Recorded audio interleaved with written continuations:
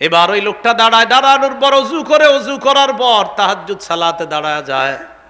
তার বিবি ঘুমায়, আশেপাশের মানুষগুলা ঘুমায়। আল্লাহ তাআলা তাকে তাহাজ্জুদ নামাজে দেখে তার প্রতি খুশি হয়, তাকে দেখে হাসে।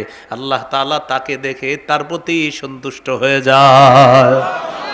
আপনিও বুদ্ধি কইরা, যুবক ভাই যারা আছেন আপনারা মাথাটা লড়াইবেন বুদ্ধি কইরা। হ্যাঁ, যদি কয় কি বলবেন বুঝছি, যদি কয় কি বুঝছেন ওই বাটা আপনারা বলবে কি বুঝছো, আপনি বলবেন কাকা আপনি যে আমার যা বুঝাইতে চাইছেন ওইটা বুঝছি আমি। কি? আপনি ভণ্ড, আর এই ভণ্ডামি যে শিখাইছে ও ভণ্ড, ওর অনুসারী সব ভণ্ড। নামাজের বিধানকার তাহলে আত্মসমর্পণ করা মানে আল্লাহর সব হুকুমগুলার সামনে নত হওয়া, যে আমি নত হয়েছি সব হুকুমের সামনে। মনে থাকবেন ইনশাআল্লাহ।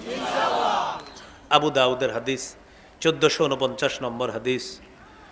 এই হাদিসের মধ্যে আসছে আন আব্দুল্লাহ ইবনে হুবশিয়িল খাসামি রাদিয়াল্লাহু তাআলা আন আন্না রাসূলুল্লাহ সাল্লাল্লাহু আলাইহি ওয়াসাল্লাম সুইলা আইয়ুল আমালি আফযালু ইয়া রাসূলুল্লাহ। নবীকে প্রশ্ন করা হলো, ইয়া রাসূলুল্লাহ, আল্লাহর কাছে সবচাইতে মর্যাদাপূর্ণ আমল কোনটা? নবীজি বললেন তুলুল কিয়াম, লম্বা সময় নামাজে দাঁড়িয়ে থাকা। সুবহানাল্লাহ, লম্বা সময় নামাজে দাঁড়িয়ে থাকা। আমরা জোহরে 4 রাকাত সুন্নত পড়ি 3.5 মিনিটে, 3.5 মিনিট থাকবে। ওই যে ইমাম সাহেব নামাজে দাঁড়াইবো, তো এই জন্য প্রথম 2 রাকাত মোটামুটি সুন্দর করে পড়ে, তো জামাত দাঁড়ায় যাবো। পরের 2 রাকাত যদি আপনি পাশে থাকেন দেখবেন রুকুতে যায় আল্লাহু আকবার। তো সুবহানা রব্বিয়াল আযীম এই বাক্যে সিন কয়বার? একবার। সুবহানা রব্বিয়াল আযীম পুরো বাক্যে সিন কয়বার? তার মানে এই বাক্যে সিন একবার। তো সিন যদি 3 বার হইতো এই বাক্যে আমরা বুঝতাম উনি বাক্য বলছে একটা, কিন্তু উনি দেখেন এর মানে তিনি সুবহানা রব্বিয়াল আযীম 3 বারই বলছে, কারণ বাক্যে তো সিন কয়বার? তো তিনি সু সু সু 3 বার বলছে, তার মানে সুবহানা রব্বিয়াল আযীম 3 বার পড়ছে। তো নবীজি বলেন তুলুল কিয়াম, লম্বা সময় নামাজে দাঁড়ায় থাকা সর্বশ্রেষ্ঠ ইবাদত। এটা কি কাল? শীতকাল। শীতকাল, রাত অনেক লম্বা। রাতের বেলা একটু চেষ্টা করবেন অন্তত 2টা রাকাত তাহাজ্জুদ নামাজ পড়ার। একটু চেষ্টা করে না, তাড়াতাড়ি ঘুমায় যাবেন।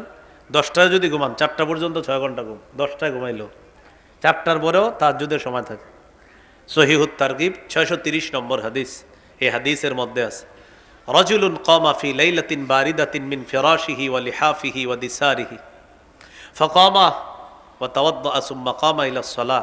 এক ব্যক্তি শীতকালে লেপ কম্বল শীতের বিছানা ছেড়ে এই লোকটা জাগ্রত হয়েছে, হওয়ার পর ওযু করছে, ওযু করার পর নামাজে দাঁড়াইছে। আল্লাহ খুশিতে তাকে দেখে হাসতে থাকে। ফেরেশতাদেরকে আল্লাহ বলে মা হামালা আবদি হাদা আলা মা সানা। এই ফেরেশতারা, আমার বান্দা এই আমলে দাঁড়াইছে কেন? আল্লাহ কিন্তু জানে, ফেরেশতাদেরকে সাক্ষী বানাবে। ফেরেশতারা জবাব দেয় রাজা আমা ইনদাক ওয়া শাফকাতাম মিম্মা ইনদাক। আল্লাহ আপনার কাছ থেকে সওয়াবের আশায় আর আপনার আযাবের ভয়ে আপনার কাছে নামাজে দাঁড়াইছে। আল্লাহ কি জবাব দেয় বলবো নি? আল্লাহ তাআলা বলেন আতাইতুহু মা রাজা, যে আশায় দাঁড়াইছে সাক্ষী থাকো, দিয়ে দিলাম।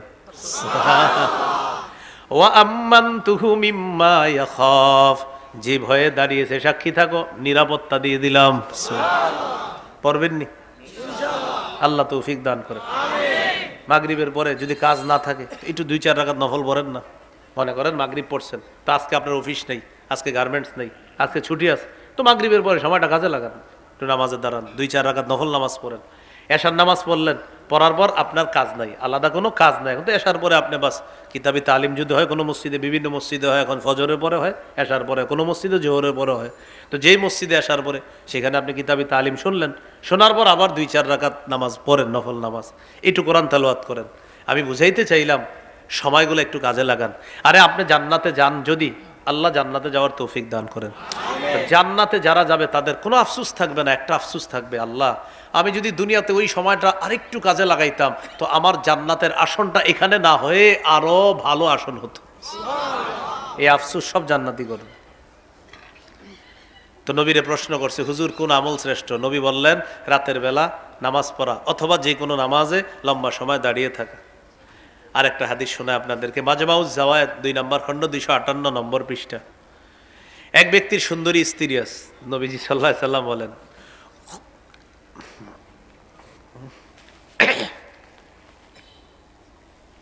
হ্যাঁ রে পোকা, আলহামদুলিল্লাহ বের হয়ে গেছে। লাহু ইমরাতুন হাসানা, এক ব্যক্তির সুন্দরী স্ত্রী আছে। ওয়া ফিরাশুন লাইয়িনুন হাসান, নরম বিছানা আছে। তো এই ব্যক্তি রাতের বেলা উঠছে শীতকালে, দেখে কি স্ত্রী ঘুমায়, নরম বিছানাটা পড়া, আশেপাশের রুমগুলোতে সন্তান মা বাবা তারা ঘুমায়, পুরো নারায়ণগঞ্জবাসী ঘুমাইতেছে। চিন্তা করলো অনেক রাত হয়ে গেছে, ঘুম হয়ে গেছে প্রায় 5-6 ঘন্টা, আমার রব তো ঘুমান না। আল্লাহ তাআলা বলেন লা তাআখুযুহু সিনাতু ওয়ালা নাওম, ঘুম তন্দ্রা তাকে স্পর্শ করে না। নবী বলেন ইন্নাল্লাহা লা ইয়ানাম ওয়া লা ইয়ামবাগি লাহু আইয়ানাম, আল্লাহ ঘুমান না, ঘুমানো আল্লাহর শোভা পায় না। তো বান্দা চিন্তা করে আমার রব তো সব দেখতেছে। এবার ওই লোকটা দাঁড়ায়, দাঁড়ানোর পর ওযু করে, ওযু করার পর তাহাজ্জুদ সালাতে দাঁড়ায় যায়। তার বিবি ঘুমায়, আশেপাশের মানুষগুলা ঘুমায়। আল্লাহ তাআলা তাকে তাহাজ্জুদ নামাজে দেখে তার প্রতি খুশি হয়, তাকে দেখে হাসে। আল্লাহ তাআলা তাকে দেখে তার প্রতি সন্তুষ্ট হয়ে যায়। খুশি হয়, হাসে, সন্তুষ্ট হয়, খুশি হয়, হাসে, সন্তুষ্ট হয়। তাহলে নামাজ পড়বো তো ইনশাআল্লাহ। তো নবীজির প্রশ্ন করছে, হুজুর কোন আমল শ্রেষ্ঠ? নবীজি বললেন লম্বা সময় নামাজে দাঁড়ানো। এরপরে প্রশ্ন করলেন ফাইয়ুস সাদাকাতি আফযালু ইয়া রাসূলুল্লাহ, ইয়া রাসূলুল্লাহ কোন ধরনের সদকা আল্লাহর কাছে শ্রেষ্ঠ, কোন ধরনের দান আল্লাহর কাছে শ্রেষ্ঠ, আপনার কাছে জানতে চাই। নবীজি বললেন জাহদুল মুকিল্লি, যে মানুষগুলা কষ্ট করে পরিশ্রম করে টাকা কামাই করে। এই যে আপনারা মাশাআল্লাহ নারায়ণগঞ্জ শিল্প এলাকা গার্মেন্টসের সামনে দিয়ে আসলাম, কত মানুষ দেখলাম চাকরি শেষ করার পর বাসার দিকে যাইতেছে। এই যে কষ্ট করতেছে, কষ্ট করার পর মাস শেষে যেই বেতনটা পাবে, আপনি রিক্সা চালাইলেন, অটো চালাইলেন, সারাদিন কামাই করলেন, নবী বলেন কষ্টার্জিত উপার্জন থেকে সামান্য পরিমাণ যদি সদকা করে, এই সদকা আল্লাহর কাছে শ্রেষ্ঠ হয়ে যায়। কষ্টার্জিত উপার্জন আপনি সামান্য যদি দান করেন, এই দান আল্লাহর কাছে শ্রেষ্ঠ দান হিসাবে গণ্য হয়। তো এই জন্য বেতনটা পায়া যা পারেন, 10 টাকা 5 টাকা, মানে আপনি বেতন পাইছেন, আপনার এবিলিটি আছে, যা আপনি যারে পারেন সদকা করে দিবেন। আপনার নিকট আত্মীয় কোনো গরিব আছে, এই গরিবরে আপনি দিয়ে দিলেন, সদকা করে দিলেন। কেন? নবী বলছে কষ্টার্জিত উপার্জন সদকা করলে এই সদকা আল্লাহর কাছে শ্রেষ্ঠ সদকা হিসাবে গণ্য হয়। মনে থাকবেন ইনশাআল্লাহ। এরপর প্রশ্ন করলেন ফাআইয়ুল হিজরাতি আফযালু ইয়া রাসূলুল্লাহ, ইয়া রাসূলুল্লাহ কোন হিজরত সবচেয়ে আল্লাহর কাছে শ্রেষ্ঠ, আপনার কাছে জানতে চাই। নবীজি বললেন মান হাজারা মা হারামাল্লাহু আলাইহি, নিষিদ্ধ জিনিস থেকে যে ব্যক্তি বাঁচে। মাহফিল শেষ করার পর বাসার দিকে রওনা করবেন, আপনার সামনে একজন নারী পড়ে গেছে, যেই নারীর দিকে তাকানো আপনার জন্য হারাম। আল্লাহর ভয়ে আপনি আপনার নজরটা নিচের দিকে রাখলেন। নবীজি বলেন এই যে নজর নিচের দিকে রাখলা, হেফাজত করলা, হারাম থেকে বাঁচলা। সুদের টাকা তুমি নিতে পারতা, এরপরেও তুমি নাও নাই। হারাম টাকা তোমার কাছে আসছে, কেউ জানে না, তুমি নিলেও কেউ জানতো না। এই হারামটা তুমি শুধু আল্লাহর ভয়ে নাও নাই। নবীজি বলেন এই যে তুমি হারাম থেকে বাঁচলা, এই বাঁচাটা আল্লাহর কাছে শ্রেষ্ঠ হিজরত হিসাবে গণ্য হয়ে যায়। শ্রেষ্ঠ হিজরত, মনে থাকবেন ইনশাআল্লাহ। এরপর প্রশ্ন করলেন ফাইয়ুল জিহাদি আফযালু ইয়া রাসূলুল্লাহ, হুজুর কোন জিহাদ সবচাইতে শ্রেষ্ঠ, আপনার কাছে জানতে চাই। নবীজি বললেন মান জাহাদাল মুশরিকিনা বিমালিহি ওয়া নাফসিহি, যে ব্যক্তি মুশরিকের সাথে নিজের জানমাল নিয়ে লড়াই করে, এই জিহাদ আল্লাহর কাছে শ্রেষ্ঠ জিহাদ হিসাবে গণ্য হয়ে যায়। আমাদের বিরুদ্ধে মুশরিকরা ষড়যন্ত্র করতেছে, ওলামায়ে কেরাম যদি জিহাদের ডাক দেয় মুশরিকদের সাথে লড়াই করতে হবে। তাদের সাথে হ্যাঁ, মুশরিক গুটি কিছু মুশরিক আমাদের বিরুদ্ধে ষড়যন্ত্র করতেছে। সামান্য কিছু মুশরিক যারা শিরিক করে সরাসরি আমাদের বিরুদ্ধে অবস্থান নিতেছে। এই জন্য এখনই পররাষ্ট্র নীতিতে বাংলাদেশ খুব কৌশলের সাথে আগাতে হবে, না হয় বিপদ। কি নীতি? না বুঝলে বুঝার জন্য আলেমদেরকে ডাকেন, নীতি নির্ধারক যারা আছে না বুঝলে ডাকেন আলেমদেরকে, আলেমরা গিয়া বলবে কিভাবে পররাষ্ট্র নীতি, রাষ্ট্রনীতি আলেমদের কাছ থেকে শিখেন। শিখার পর এইভাবে দেশ চালান, দেখেন দেশ উন্নত হয় কিনা। পররাষ্ট্রনীতি আমি যা বুঝতেছি পররাষ্ট্রনীতি বুঝি না মনে হয় বাংলাদেশে অনেক। আপনার মাথায় আসছে হুজুর, আপনি হুজুর মানুষ, পররাষ্ট্রনীতি কি বুঝেন মানে আপনি আসেন, আপনি আমি পড়াই পররাষ্ট্রনীতি, ইনশাল্লাহ আপনাকে আমি পড়াইতে পারবো। কি বলেন আপনি? পররাষ্ট্রনীতি, আন্তর্জাতিক চুক্তি এগুলা যদি বাংলাদেশ না বুঝে, আমাদের কপাল, ভাগ্য পরিবর্তন হবে না, মনে রাখবেন। কারণ আমাদের ভাগ্যটা এটা আন্তর্জাতিকভাবে খেলতেছে আমাদেরকে নিয়ে, সবাই আমাদেরকে নিয়ে, অন্যরা খেলতেছে। আল্লাহ আমাদেরকে হেফাজত করেন। আল্লাহ জানে কি হবে। এরপর প্রশ্ন করলেন, ফাইউল কতলি আশরাফু ইয়া রাসূলুল্লাহ, হুজুর কোন ধরনের শাহাদাত সবচেয়ে মর্যাদাপূর্ণ? নবীজি বললেন, মান উহরিকা দামুহু ওয়া উকিরা জাওয়াদুহু,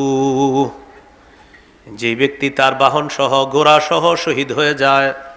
কোন ব্যক্তি শহীদ হয়, তার ঘোড়াটাও শহীদ করা হয়।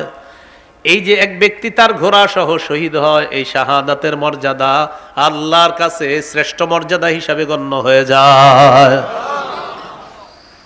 কথা তো আরেকটা পড়ছে, শাহাদাত বলেন কি আসছে? শহীদ হওয়ার নিয়ত আসেনি? একটা হাদিস শোনামুনি, আবু দাউদের হাদিস, 2520 নম্বর হাদিস। এই হাদিসের মধ্যে আসছে, লাম্মা উসিবা ইখওয়ানুকুম বিউহুদিন, মন দিয়ে শুনেন, উহুদের যুদ্ধে যারা শহীদ হইছে, নবীজি বলেন, জাআলাল্লাহু আরওয়াহাকুম ফি জাওফি তাইরিন খুদরিন, আল্লাহ তাদের আত্মাগুলা সবুজ পাখির পেটে ঢুকাইয়া দিস। তো পাখি কি করে? উড়ে বেড়ায়। পাখি কি করে? তারিদু আনহারাল জান্নাতি ওয়া তাকুলু মিন সিমারিহা ওয়া তাওয়ি ইলা কানাদিলা মিন যাহাবিন মুআল্লাকাতিন ফি জিল্লিল আরশ। উহুদের যুদ্ধের শহীদের আত্মাগুলা, কোন কোন মুফাসসিরের বর্ণনা হলো বদরের যুদ্ধের শহীদরা, তাদের আত্মাগুলা ওই সবুজ পাখির পেটের মধ্যে যাওয়ার পর পাখিগুলা জান্নাতের ঝর্ণার সামনে উড়ে বেড়ায়, জান্নাতের ফলমূল খায়। আরশের নিচে স্বর্ণের দ্বারা তৈরি করা ফানুস আছে, ওই ফানুসের মধ্যে গিয়ে এই পাখিগুলা বসে। এবার দেখেন, বসার পর পাখিরা আপোষের মধ্যে কথা বলে, সুবহানাল্লাহ। এখন পাখিরা কথা বলে মানে শহীদরা কথা বলে, সুবহানাল্লাহ। কারা? শহীদরা আপোষের মধ্যে কথা বলে। ফালাম্মা ওয়াজাদু তিবা মাকালিহিম ওয়া মাশরাবিহিম ওয়া মাকিলিহিম, শহীদরা যখন দেখলো তাদের খানাও মনোভূত, তাদের পানি মনোভূত, তাদের বাসস্থান মনোভূত, শহীদরা একে অপরকে বলতে লাগলো, মাইয়ুবাল্লিগু আন্না ইখওয়ানানা, আমরা কত আরামের মধ্যে আছি, আমাদের এই কথাগুলা দুনিয়াতে কে পৌঁছায় দিবে আমাদের দুনিয়ার ভাইদেরকে? সুবহানাল্লাহ। শহীদরা বলতেছে, আচ্ছা আমরা যে এত আরামে আছি, আমাদের এই আরামের কথাগুলা দুনিয়ায় যে ভাইরা আছে আমাদের, তাদেরকে কে জানায়া দিবে? আল্লাহ তাআলা জবাব দিয়ে দেয়, উবাল্লিগুহুম আনকুম, আমি আল্লাহ জানায়া দিব। কে জানায়া দিবে?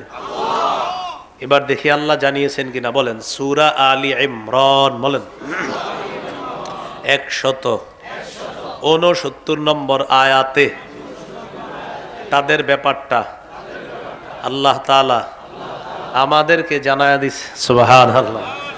আল্লাহ তাআলা বলেন, ওয়ালা তাহসাবান্নাল্লাযীনা কুতিলু ফি সাবিলিল্লাহি আমওয়াতা,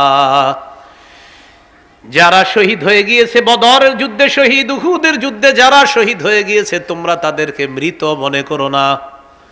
বাল আহইয়াউন ইনদা রাব্বিহিম ইউরযাকুন, বরং তারা জীবিত, তাদেরকে তাদের রবের কাছে রিজিকের ব্যবস্থা করা হয়, রিজিক দেওয়া হয়।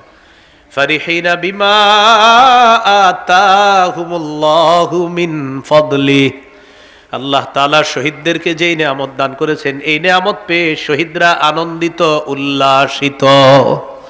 তাহলে শহীদ হওয়ার নিয়ত আসেনি সবার ইনশাআল্লাহ? ইসলামে পরিপূর্ণ আছে কিনা? কয় আলামত? 1 নম্বর, আল্লাহর সব হুকুমের সামনে মাথা নত করা। মনে থাকবেন ইনশাআল্লাহ? আচ্ছা, এবার বলেন আনুগত্য করা। সবাই বলেন আনুগত্য করা। এটাও আল্লাহর হুকুম। আল্লাহর আনুগত্য করা, রাসূলের আনুগত্য করা, শাসকের আনুগত্য করা, আমিরের আনুগত্য করা, আমিরের ইতাআত করা, বলেন আল্লাহর ইতাআত করা, রাসূলের ইতাআত করা, শাসকের ইতাআত করা, এগুলো আল্লাহর হুকুম। এগুলো কার হুকুম? তো এবার আনুগত্য কি জিনিস একটু জানি। সূরা নিসার 59 নম্বর আয়াতে আল্লাহ বলেন, ইয়া আইয়ুহাল্লাযীনা আমানু আতিউল্লাহ ওয়া আতিউর রাসূলা ওয়া উলিল আমরি মিনকুম। আল্লাহ বলেন, হে ঈমানদারগণ, তোমরা আল্লাহর আনুগত্য করো, রাসূলের আনুগত্য করো, ওয়া উলিল আমরি মিনকুম, তোমাদের মধ্যে যারা দায়িত্বশীল, যারা শাসক, আমিরের যারা তোমাদের মধ্যে আমির, দায়িত্বশীল শাসক, তাদের আনুগত্য করো। এবার মন দিয়ে আমার সাথে বলেন আল্লাহর আনুগত্য করার জন্য কোনো শর্ত নাই, নিঃশর্তভাবে আল্লাহর আনুগত্য করতে হবে। আল্লাহর হুকুমে নিঃশর্তভাবে রাসূলের আনুগত্য করতে হবে। শাসকের আনুগত্য, আমিরের আনুগত্য, দায়িত্বশীলের আনুগত্য নিঃশর্তভাবে করা যাবে না। কি শিখলাম? আমিরের আনুগত্য এটা আল্লাহর হুকুম, তবে নিঃশর্তভাবে আমিরের আনুগত্য করা যাবে না। আমিরের আনুগত্য করা আল্লাহর হুকুম, নিঃশর্তভাবে আমিরের আনুগত্য করা যাবে না। বলেন আমিরের আনুগত্য ততক্ষণ করব, বলেন সবাই, যতক্ষণ আমির সাহেব কোরআনের বিরুদ্ধে কোনো কথা না বলবে, হাদিসের বিরুদ্ধে কথা না বলবে, নবীদের বিরুদ্ধে কথা না বলবে। আমিরের ভুল যদি উলামায়ে কেরাম ধরিয়ে দেয়, তিনি যদি না মানে, সেই আমিরের কথা শোনা যাবে না, সেই আমিরের কথা মানা যাবে না। বলেন দলিল, বলেন সবাই। সহিহ বুখারী ৭,১৪৪, সহিহ বুখারী ৪,৩৪০। এই দুইটি হাদিস আমি আপনাদের সামনে বলি, মন দিয়ে শোনেন। সহিহ বুখারী ৭,১৪৪ নম্বর হাদিসে আছে, قال رسول الله صلى الله عليه وسلم السمع والطاعة على المسلم على المرء المسلم فيما أحب وكره ما لم يؤمر بمعصية। নবীজি বলেন আমিরের আনুগত্য ততক্ষণ মুসলমান করতে হবে যতক্ষণ নাফরমানিমূলক কথা না বের হয়। তাও আবার সেই আমির, যেই আমিরকে আমির বানানো হয়, অটো আমির না। সেই আমিরের কথা ততক্ষণ মানা যাবে যে আমির নাফরমানিমূলক কথা না বলবে, তাও আবার সেই আমির, যে আমিরকে আমির বানানো হয়। মাসালা মনে রাখবেন, আমির অটো হয় না, আমির কেউ আমির বানাতে হয়, এছাড়া আমির হয় না। তাহলে আমিরের কথা ততক্ষণ মানা যাবে যতক্ষণ নাফরমানিমূলক কথা না বের হবে। ফাইদা উমিরা বিমাসিয়াতিন ফালা সামআ ওয়ালা তাআতা, আমিরের মুখ থেকে যদি নাফরমানিমূলক কথা বের হয়, তার কথা শোনাও যাবে না, তার কথা মানাও যাবে না, তার ইতাআত করা যাবে না। কথা বুঝতেছেন? এবার সহিহ বুখারী ৪,৩৪০ নম্বর হাদিসটা শোনেন। এটা গল্পের মতো মুখস্থ রাখবেন, আরো 10 জনের শোনাইবেন। আলী রাদিয়াল্লাহু তাআলা আনহুর বর্ণনা, খুব মন দিয়ে শোনেন।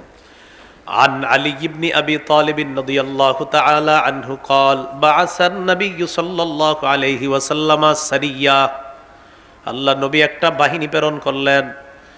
ওয়াস্তা'মাল আলাইহিম রাজুলাম মিনাল আনসার, এই বাহিনীর একজন আমির নিযুক্ত করে দিলেন। এই হাদিস থেকে বোঝা যায় আমির নিযুক্ত করতে হয় নাকি অটো আমির হয়? আমির বানাতে হয়। কি করতে হয়? বানাতে হয়।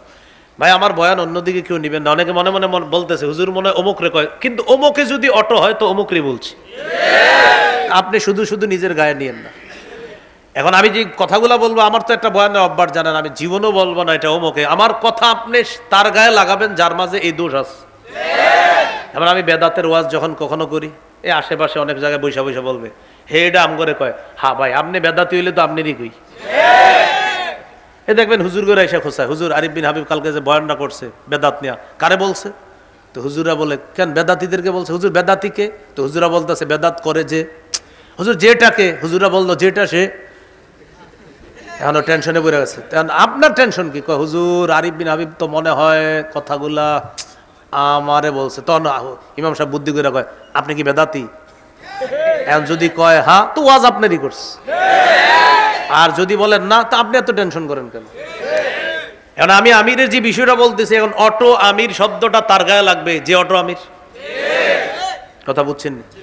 আচ্ছা, তো রাসূলুল্লাহ সাল্লাল্লাহু আলাইহি সাল্লাম বলেন একজনকে আমির বানায়া দিলেন। একটা বাহিনী জিহাদের ময়দানে পাঠাইলেন, একজনকে কি বানায় দিলেন? আমির। বানানোর পর নবী বললেন ওয়া আমারহুম আইয়ুতিউহু, আল্লাহ নবী আদেশ করলেন তাকে মান্য করার জন্য। বাহিনী পাঠাইলেন, আমির নিযুক্ত করলেন, আর বলে দিলেন আমির যা বলবে তা শুনবা। তো আমির সাহেব সেনাবাহিনী নিয়ে রওনা করছে। ফাগদিবা, আমির সাহেবের রাগ উঠছে। রাগ ওঠার পর আমির সাহেব সেনাবাহিনীর সকলকে বললেন আলাইসা কদ আমারাকুম রাসূলুল্লাহ সাল্লাল্লাহু আলাইহি ওয়াসাল্লাম, নবীজি কি তোমাদেরকে হুকুম করে নাই আমাকে মানার জন্য? সবাই বললেন হ্যাঁ, আল্লাহ নবী বলছেন আপনাকে মানার জন্য। আমির সাহেবের রাগ উঠছে। রাগ ওঠার পর আমির সাহেব বললেন নবী কি তোমাদেরকে বলে নাই আমাকে মান্য করতে? সবাই বললেন হ্যাঁ, আল্লাহ নবী বলছে আপনি যা বলবেন তা শুনবো। আমির সাহেব তখন বললেন ইজমাউলি হাতবা, তোমরা লাকড়ি সংগ্রহ করো। কি সংগ্রহ করো? আরে কি আজীব ব্যাপার, লাকড়ি কেন? রাসূল ইন্তেকালের 5 দিন আগের হাদিস। কয়দিন? সহিহ মুসলিমের বর্ণনা, মাদ্রাসা পাঠ্যপুস্তক অনুসারে 532 নম্বর হাদিস, আপনাদের পকেটের উস্তাদ অনুযায়ী 1175 নম্বর হাদিস। এই হাদিসের মধ্যে আছে আন জুনদুবিন রাদিয়াল্লাহু তাআলা আনহু قال سمعت النبي صلى الله عليه وسلم يقول قبل ان يموت بخمس, আমি আল্লাহর নবীর ইন্তেকালের 5 দিন আগে বলতে শুনলাম নবীজি বলেন আলা ওয়া ইন্না মান কানা ক্বাবলাকুম ইত্তাখাযু কুবুর আমবিয়াইহিম ওয়া সালিহিহিম মাসাজিদা, তোমাদের পূর্ববর্তী জাতি তাদের নবীদের কবরকে, ওলিদের কবরকে সিজদার স্থান বানিয়েছে। আলা ফালা তাত্তাখিজুল কুবুর মাসাজিদা, সাবধান সাবধান তোমরা কবরকে সিজদার স্থান বানাবা না। নবীজি ইন্তেকালের 5 দিন আগে বললেন তোমাদের পূর্ববর্তী জাতি যারা তারা নবীদের কবরকে সিজদার স্থান বানিয়েছে, ওলিদের কবরকে সিজদার স্থান বানিয়েছে আমার উম্মত। আমি নিষেধ করে গেলাম তোমরা কবরকে সিজদার স্থান বানাবা না। বলেন তো এই হাদিসটি আল্লাহর নবীর ইন্তেকালের কয়দিন আগের হাদিস? এবার আপনাদেরকে একটি হাদিস শোনাই যে হাদিসটা আল্লাহ নবীর ইন্তেকালের দিনের হাদিস। বলেন এটার গুরুত্ব কম না আরো বেশি? দেখেন কি হয়, সহিহ বুখারী 435 435 নম্বর হাদিস। লাম্মা নুজিলা বিরাসূলিল্লাহি সাল্লাল্লাহু আলাইহি ওয়াসাল্লাম তাফিকা ইয়াতরাহু খামিসাতান আলা ওয়াজহিহি, যেদিন নবী ইন্তেকাল করবে চেহারাটা এইভাবে একটা কাপড় দিয়ে ঢাকছে। আবার বুঝেন, নবী ইন্তেকালের দিন তাফিকা ইয়াতরাহু খামিসাতান আলা ওয়াজহিহি, চেহারা মুবারকের উপর একটা কাপড় রাখছে। কবে? ইন্তেকালের দিন। নবীর যখন প্রাণটা বের হবে, কাশাফাহা আন ওয়াজহিহি, প্রাণ বের হবে যখন, তখন কাপড়টা সরাইছে। তাহলে মুমূর্ষু অবস্থায় যেদিন কাপড় দিস, প্রাণটা বের হবে কাপড় সরাইছে। কাপড় সরায় বলতেছে লানাতুল্লাহি আলাল ইয়াহুদি ওয়ান নাসারা, ইহুদিদের উপর আল্লাহর অভিশাপ, খ্রিস্টানদের উপর আল্লাহর অভিশাপ। ইত্তাখাযু কুবুর আমবিয়াইহিম মাসাজিদা, ইহুদি খ্রিস্টানরা তাদের নবীদের কবরকে সিজদার স্থান বানিয়েছে। ইউহাযযিরু মা সানাউ, আল্লাহ নবী নিষেধ করে যাচ্ছেন, সতর্ক করে যাচ্ছেন, সাবধান সাবধান, আমি ইন্তেকাল করার পর আমার কবরকে সিজদার স্থান বানাবা না।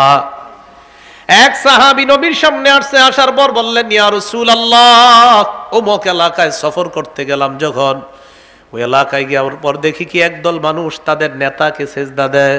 নবীজি বলেন তো কারে সেজদা দেয়? নেতা। তো তুমি কি বলতে আসছো? তো সাহাবী বলে হুজুর আমি মনে মনে বললাম আপনি তো সেজদা পাওয়ার বেশি যোগ্য। নাউজুবিল্লাহ বলেন। নবীজি বললেন কেন? সাহাবীর মানসিকতা নবীজি মানে শিখাবে এখন। তো সাহাবী বলছে হুজুর নেতা যদি সেজদা পায়, সাধারণ দুনিয়ার নেতা, উল ফাউল নেতা, আপনি হলেন পৃথিবীর শ্রেষ্ঠ নেতা, অতএব সেজদা পাওয়ার বেশি যোগ্য আপনি। যুক্তি ঠিক আছে ওনার, মানে নেতা হিসাবে রাসূল শ্রেষ্ঠ। নবীজি বলেন, এখন হুজুর আমি সবাইরে নিয়ে আসছি দলবল সহ, আপনারে সেজদা দিব। নবীজি বললেন সাবধান। দেখেন কি বলে, আর আইতালাও মারারতা বিকবরি আকুনতা তাসজুদু লা মিন ইন্তিকালের পর আমি যখন কবরের মধ্যে থাকবো তখনও কি সিজদা করবা? নবী জীবদ্দশায় বলতেছে, আমি ইন্তেকালের পর আমার কবরে যেমন সিজদা করবা না, আমি জীবিত থাকা অবস্থায়ও এই দুনিয়াতে যখন থাকবো তখনও আমাকে সিজদা করবা না। কি শিখলাম?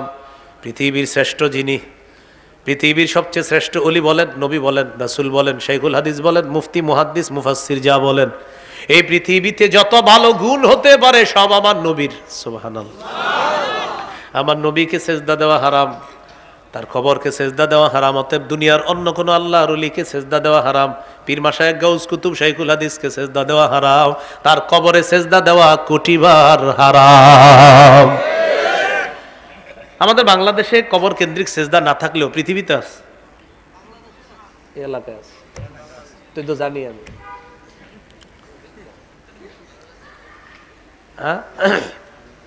কদম, কদম, কদম কি? হ্যাঁ, আরে না, নবীগঞ্জ। হ্যাঁ, নবীগঞ্জ নামে একটা এলাকা আসেনি? আচ্ছা আচ্ছা। আল্লাহ আমাদেরকে হেফাজত করেন। রসুল সাল্লাল্লাহু আলাইহি সাল্লামের কদম এশিয়া মহাদেশে কিভাবে আসছে? হ্যাঁ ভাই, না আমার বুঝাই দেন, নবীজির কদম এশিয়া মহাদেশে কোথায় আসছে? হ্যাঁ, কেন আপনারা যদি কেউ গিয়ে দেখায় যে এটাই নবীজির কদমের চিহ্ন, কোথাও যদি দেখায় আপনারে, আপনি সাথে সাথে বলবেন এই বেটা এশিয়া মহাদেশে নবীজি কোথায় কদমের চিহ্ন দিচ্ছে? হ্যাঁ, আর আপনি আবেগে আপনার টাকা পয়সাগুলো ঢালতেছেন ইচ্ছা মতো, আহারে আহারে করে ঢালতেছেন। আর আমাদের দেশের মানুষের মস্তিষ্ক এমন, একটা লোক এই জায়গায় এসে বসবে, মনে করেন গায়ে সালাস কি আছে, এখন এই সালাদ গায়ে দিয়ে নিচের দিকে তাকায় বসে রয়েছে, এখন দুই একজন তার পাশে বসবে, তো আশেপাশে বলে এই মেয়ানে বসলো কেন? হ্যাঁ নামাজ পড়ে না সারাদিন, এনে ভাই নামাজ না পড়লেও কিছু আস। আস্তে আস্তে 10-12 জন 20 জন জমা হয়ে গেছে, বাস হ্যাপি রয়ে গেছে, এখন তার লাখ লাখ ভক্ত। এটা তো সালাস। মজার ব্যাপার, সালার চেয়েও আরো কম ল্যাংটা। এই নামে কি পীর আসেনি? আচ্ছা, তো এরকম আমি অনুসারী থাকলে আমি আপনাকে হিট করছি না, কিন্তু আমার কথা হলো ল্যাংটা শব্দটা খারাপ না ভালো? তো এটা কোনো পীর সাহেবের নাম কিভাবে হয় সেটা আমারে বলেন। আমি আপনার মানসিকতা আগে আঘাত করতেছি না, আগে কথা হলো একটা পীর কিভাবে ল্যাংটা হয়, এটা আমারে শুধু একটু বুঝান। এটা হুজুর আছে কি যে আছে, নামেই তো বোঝা যাচ্ছে। এই এক শ্রেণীর মানুষ আপনার ভাই, আকীদা নষ্ট করে দিয়েন না। আরেক দল পাবেন নামাজ পড়ে না, এরা গিয়ে যদি নামাজের দাওয়াত দেন বলবে কি নামাজ না পড়লেও না না, এটাও বলবেন মাথা নাড়ায়। তা আপনি বলবেন মসজিদে নামাজ পড়েন না কেন? মসজিদে বললে মানুষ দেখে ফেলবে তাই পড়ি না। আচ্ছা শোনেন না, মাশাআল্লাহ ভালো, তো ঘরে পড়েননি, ঘরে বিবি আছে না, মা বাবা আছে না, এরা দেখে ফেলবে, তো পড়েন কখন? তখন এরকম করবে, বুঝবা না। তখন আপনারা কি বলবে জানেন? বলবে মুসা কি খজিরের বিদ্যা বুঝছে? খিজিরের, ওই যে খিজির আলাইহিস সালাম। তখন আপনি বলবেন বাবা রে বাবা, মুসা খিজিরের বিদ্যা দিয়ে দলিল। সহিহ বুখারী 122 নম্বর হাদিসে আছে ওই বিষয়টা, যে খজির বলছে মুসা আল্লাহ আমাকে যে বিদ্যা দিছে এটা আপনি বুঝবেন না, আর আপনার বিদ্যাটা আমি বুঝবো না, কথা সত্য, কিন্তু এই যুগে হে এই দলিল দিচ্ছে আপনারে। তখন আপনি বলবেন আচ্ছা ঠিক আছে, মুসা নবী খজিরের বিদ্যা বুঝে নাই, এদের কি বুঝাইতে চান? হ্যাঁ, শরীয়তের আলোকে তুমি কি বুঝবা আমি নামাজ পড়ি না না পড়ি আপনারে বলবে। তো আপনি কোথায় পড়েন? এর মাথা লড়াবে। আপনিও বুদ্ধি কইরা, যুবক ভাই যারা আছেন আপনারা মাথাটা লড়াবেন বুদ্ধি কইরা। হ্যাঁ, যদি কয় কি বলবেন বুঝছি, যদি কয় কি বুঝছেন, ওই বাটা আপনারা বলবে কি বুঝছো, আপনি বলবেন কাকা আপনি যে আমার যা বুঝাইতে চাইছেন ওইটা বুঝছি আমি। কি? আপনি ভণ্ড, আর এই ভণ্ডামি যে শিখাইছে ও ভণ্ড, ওর অনুসারী সব ভণ্ড। হ্যাঁ, মাথা লড়ায় বুঝায়, অনেক কিছু বুঝে। নামাজ পড়ে না সে আবার কি বুঝায় বলেন? আমার মানে পড়ে না নামাজ, এনে মাথা লড়ায় বুঝায়, অনেক কিছু বুঝে সে, নামাজ পড়ে না, এনে আবার পীরগিরি কিভাবে হয়? আমাদের নবী কখনো নামাজ ছাড়ে নাই, আবু বকর ওমর ওসমান আলী তারা নামাজ ছাড়ে নাই। আবু বকর ওমর ওসমান আলীর চাইতে বড় পীর কি দুনিয়াতে আসবে? তখন আপনি বুঝাইতেছেন নামাজ না পড়া মাথা লড়ানার বলেন হ্যাঁ বুঝবা না, তখন আপনি বুঝবেন হ্যাঁ বুঝছি। যদি কয় তোমার তো বুঝাই নাই, কি বুঝছো বলবেন আপনি যেটা বুঝান নাই ওইটাই বুঝছি। সেটা কি? আপনি বন্ড। আর আপনার এগুলা যে শিখাইছে সেও বন্ড। তার অনুসারে যদি লাখ লাখ হয় সবগুলা বন্ড। মাথা লড়াইয়া এই সমস্ত বিষয় বুঝাইলে এগুলা বুঝাই দিবেন। এই সমস্ত ফাইজলামির দিন শেষ, কোরআন সুন্নাহর বাংলাদেশ। আজাইরা কথা দিয়ে আর বুঝানো চলবে না। আমি যে এতক্ষণ কথা বলছি একটা দলিল ছাড়া আছে? এইগুলা আপনি কি কালকে বলবেন, বলবে কি খালি দলিলটাই শিখলা, আসল জিনিসটা তো বুঝলা না। আপনারা বলবেন আর কেমনে বুঝাবো বলেন? কি বলবে? খালি দলিলটা শিখলা আর কিছু বুঝলা না, এরকম একটা হাসি দিবে। তো প্রিয় ভাইয়ারা, ইসলামে পরিপূর্ণ আছে কিনা? কয় আলামত? 3 নাম্বার, আকীদায় শিরিক থাকা যাবে না, বেদাত থাকা যাবে না। মনে থাকবেন ইনশাআল্লাহ? তাহলে শিরিক বেদাত আকীদায় রাখবো না, বাস। এই যুবক ভাই অনেক আছেন এখানে, হক্কানি আলেমদের সাথে আমৃত্যু লেগে থাকবেন ইনশাআল্লাহ। আলেমদের তত্ত্বাবধানে চলবেন, বলেন ইনশাআল্লাহ? চলবেন নি ইনশাআল্লাহ? দেখা যাবে 31শে জানুয়ারি, 1-2 ফেব্রুয়ারি। হ্যাঁ, কবে? 31শে জানুয়ারি, 1-2। কারা কারা 1-2-3 জন না? 31শে জানুয়ারি, 1-2 এরকম না? এটাই তো। হ্যাঁ, 31শে জানুয়ারি আর 1-2 ফেব্রুয়ারি ইনশাআল্লাহ আমরা স্বতঃস্ফূর্তভাবে উলামায়ে কেরামের নেতৃত্বে আমরা টঙ্গীর মাঠে যাব ইনশাআল্লাহ। যাবেন তো ইনশাআল্লাহ? বাস, আমরা আলেমদের সাথে আছি, আমরা আলেমদের সাথে থাকবো, আমরা আলেমদের তত্ত্বাবধানে চলবো ইনশাআল্লাহ। দেখেন, 2টা বাংলা। আমরা আলেমদের সাথে আছি, একটা বাংলা। আরেকটা বাংলা, আমাদের সাথেও তো আলেম আছে। বাংলাটা বুঝেন, আমরা আলেমদের সাথে আছি, কত সুন্দর কথা। আরেকটা, আমাদের সাথেও তো আলেম আছে, মানে আছে কিছু, এটা বুঝেন। তাহলে আমরা আলেমদের সাথে আছি, উলামায়ে কেরামের সাথে আছি। আমি কারো শত্রু না, সত্যি বলছি, মহাব্বতে আপনাদেরকে বলছি, আল্লাহর কসম, আমি তো চাই সবাই একসাথে আমরা জান্নাতে দেখা করব। এই জন্য প্রিয় ভাইয়েরা, উলামায়ে কেরাম আপনাদেরকে কখনো ভুল বোঝায় না। আল্লাহ এই কথাগুলো বোঝার তৌফিক দান করে। দেখেন, আজকে আমি আপনাদের সামনে বয়ান করছি, মঞ্চে অনেক আলেম আছে, ওনারা আমারে বলুক, হুজুর আপনার এই জায়গায় ভুল হয়েছে, এই ভুলটা আপনি জাতির সামনে বলতে হবে। আমি ঠিক মাইকেই বলবো আমার ভুল হয়েছে। আর যদি বলে না আপনি অন্য কোনো সময় বলে দিন, ঠিক অন্য কোনো সময় বলে দিব। কারণ আমি প্রধান, আমার নাম লেখা আছে, তো আমার কি ভুল হতে পারে না? আরে বলেন, ভুল হতে পারে না? তুই স্বীকার করে নিলে সমস্যাটা কি? জানেন আপনি, স্বীকার করতে পারি না বলে আমরা জীবনে যে কত জায়গা আমাদের কত সমস্যা, ভুলটা আমরা স্বীকার করতে চাই না। আমি মনে করি আমি ঠিক আর দুনিয়ার সব বেঠিক। না, এটা মনে করবেন আমি বেঠিক, দুনিয়ার অন্য কিছু, অনেক কিছু ঠিক, আমার মাঝে ঝামেলা আছে। এই নিয়তে মানসিকতায় চলবেন, দেখবেন হাজারো রোগ বিমারি ধরা পড়বে। কয় আলামত? 4 নাম্বার, বলেন উত্তম চরিত্র। ঘরে বাহিরে সব জায়গায় উত্তম চরিত্র প্রদর্শন করা। আপনি আমাদের সামনে সুফি, মাশাআল্লাহ, ঘরে আপনি বিবি আপনারা দেখতে পারে না।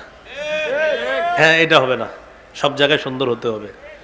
নবীজি বলেন, খায়রুকুম লিআহলিহি ওয়া আনা খায়রুকুম লিআহলি। সুবহানাল্লাহ। তোমাদের মধ্যে সর্বোত্তম ওই ব্যক্তি যে তার বিবির কাছে উত্তম। আর শোনো, আমি নবী সারা পৃথিবীর মধ্যে আমার বিবিদের কাছে সবচেয়ে শ্রেষ্ঠ স্বামী। সুবহানাল্লাহ। উত্তম চরিত্রটা প্রকাশ করতে হবে।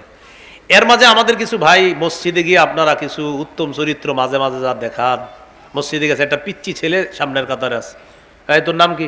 এরকম, বাসা কই? ফারিয়া গার্মেন্টসের। হ্যাঁ, এটাই তো নাকি? হ্যাঁ, ফারিয়া গার্মেন্টসের ওই পাশে। ও তুই আব্দুর রহিমের বলা? হ্যাঁ, বাপটা যেমন বলাটা যা না ভাই, এটা করবেন না, বাচ্চাদের সাথে এটা করবেন না মসজিদে। আবার কিছু মানুষ মসজিদে যায়, যাওয়ার পরে সামনের কাতারে একটা ছেলে, ওই বাচ্চা মানুষ বুঝে না তো, দাঁড়ায় গেছে, হ্যাঁ যা পিছিয়ে, এভাবে না, সুন্দর মতো বলবেন, বাবা তুমি একটু ওই কোনায় গিয়ে দাঁড়াও, জানালা পাশে দাঁড়াও, এখানে মুরব্বীরা দাঁড়াবে। ওরে এইভাবে বলেন, ও আপনার আগামী 5 দিন সালাম দিবে। ও যখনই দেখবে আপনারা সালাম দিবে, আঙ্কেল বলবে, আঙ্কেল ভালো আছেন, সালাম দিবে। আর ওই যে আপনি যে আচরণটা করে ওরে মসজিদ থেকে বের করে দিচ্ছেন, ও এই টিনের পিছনে লুকায়া থাকবে, আপনি যাবেন একটা ইট মারবে, বুঝেন নাই? ছোট মানুষ তো, ওরে আপনি কেন খেপাইলেন? তো এই জন্য বাচ্চা যারা মসজিদে যায়, আপনি এত সুন্দর একটা ব্যবহার করবেন যে তুমি এক কোনায় চলে যাও, জানালা পাশে দাঁড়াও, এখানে মুরব্বীরা দাঁড়াবে, দেখবেন ও মসজিদেও আসবে, আপনারা সালাম দিবে। তো মনে থাকবেন ইনশাল্লাহ কথাগুলো। হ্যাঁ, 5 নাম্বার, বলে লেনদেনে স্বচ্ছ থাকা। আগামী শুক্রবারে আপনার কাছে একজন টাকা পাও না, আর শুক্রবার আসে না, এরকম করেন না।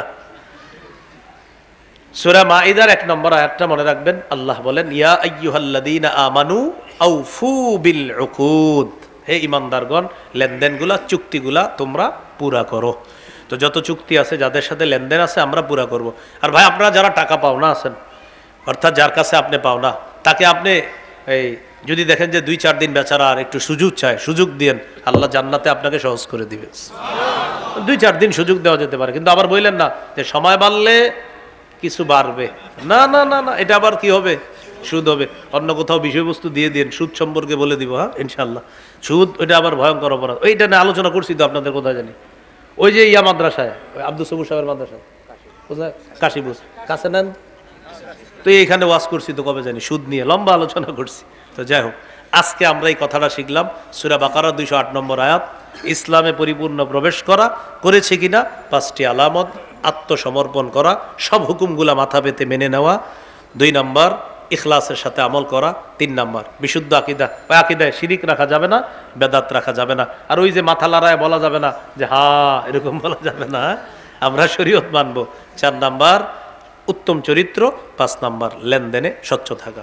আল্লাহ তাআলা আমাদের সকলকে যে কথাগুলো শুনলাম, বললাম, বিশেষ করে আপনারা আমার জন্য অনেক কষ্ট করে লম্বা রাত পর্যন্ত বসেছিলেন, আমি আসলে ঠিক করিনি আপনাদেরকে এত কষ্ট দেওয়া। দোয়া করবেন। আসলে দেখেন, আমি চাই এত বেশি বয়ান না করতে, আপনারাই বাধ্য করেন মাঝে মাঝে আমাদের এখানে। আমিও কমায়া চাই, বুঝছেন, কিন্তু ওই যে বসের আলেমরা ধরছে, এবার ওখানে যেতে হয়েছে, আবার আপনাদের হুজুর ধরছে, এখানে আসতে হয়েছে। আপনার কষ্ট নেন নাই তো, কষ্ট নিয়ে না। তো যাই হোক, আল্লাহ তাআলা আমাদের সকলকে কবুল করেন। সর্বশেষ একটা আবদার, আজকে আসার নামাজটা যারা পড়েন নাই, আল্লাহর হস্তে বাসায় গিয়ে পড়ে নেবেন। দ্বিতীয় আবদারটা, আগামীকাল ফজরের নামাজটাও পড়বেন। আল্লাহ তৌফিক দান করেন।